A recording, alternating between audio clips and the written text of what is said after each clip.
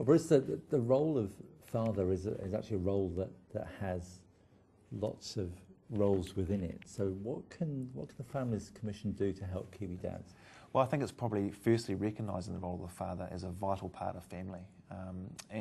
You're right, fathers do come in a variety of roles these days, and I'm quite surprised how many single dads there are out there, for example, that we need to be understanding of. So the Families Commission, I think, needs to identify the role in a number of areas. What's important for the family structure? You do need a father-type role in the family, and preferably the father. But if you haven't got that person, or there's some reasons why they shouldn't be involved in the family, then I think a father-type role is vital for the upbringing of our children. So that could be a grandfather. Oh, absolutely. Or somebody in your church community, or somebody like that who can come into your family and give your kids the ability to download what it is to be a guy. And I think that's the important part that a guy brings to the relationship. It's not always easy, though, is it, for men? Because they may be the caregiver, but so many of the support organisations for caregivers are actually based on the belief that the caregiver is a woman.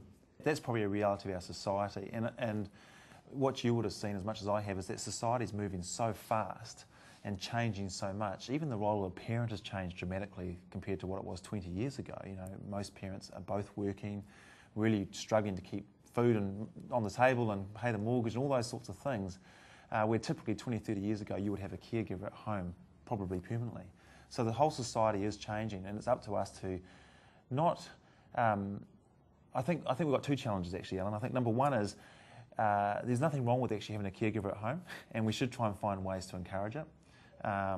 But if that's not able, then we should possibly have a choice of who can stay home and make those services available.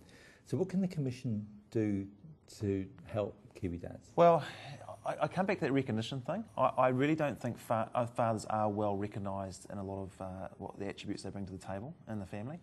And I think especially if you look at a divorce situation or separation type situation, it's very, very difficult for a father in the whole custody area. It's difficult for a father to really understand what his rights are.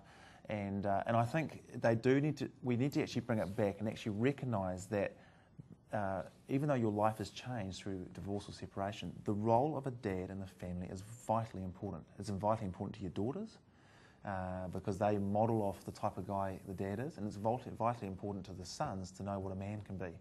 And we mustn't lose that. So that's probably where I'm more passionate about, is how do you recognise the dad, how do you protect them, and how do you keep them involved in their children's lives?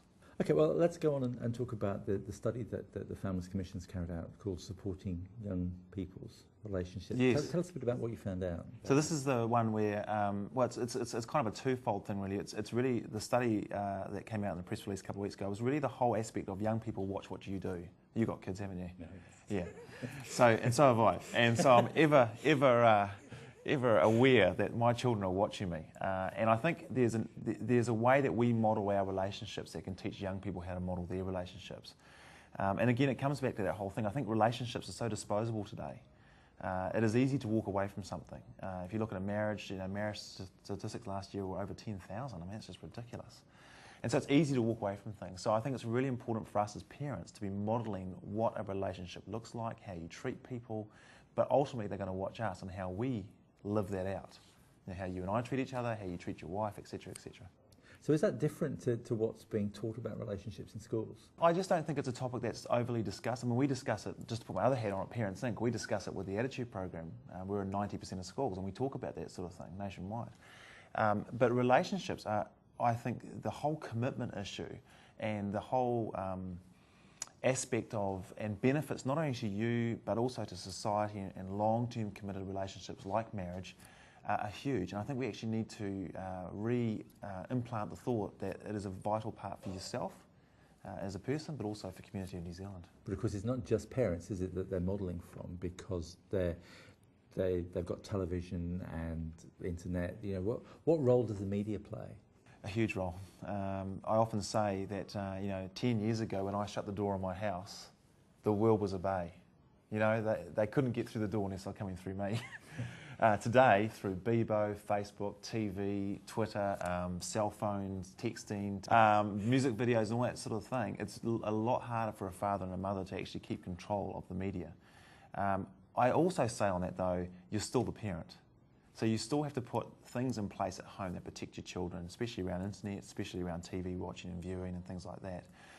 But obviously when they step outside the house, you've got billboards and all that sort of stuff. You're not going to take that away. So our responsibility is to teach our children how to navigate through that world. And ultimately it comes back to the parent. So now you've got this research, where does it go? What happens now? There are 3 stages that the Commission actually should be working in, and that is we listen to what families and parents want, and find out where the needs are. And then it's important to go and either search or find empirical data that actually either supports or challenges or helps us actually understand how we can help the situation that we've listened to. But the third part, which is most important, is actually advising and guiding government when it comes to family issues. And that's the part that I'm quite passionate to see linked up. I think the Commission spent quite a bit of time in this whole listening, research aspect of what they do. What's important now is they actually need to be in front of the Minister, like Minister Bennett or the Prime Minister, and say, did you realise or have you heard or did you, this is how you can help, etc. And that's where I want to see the Commission go.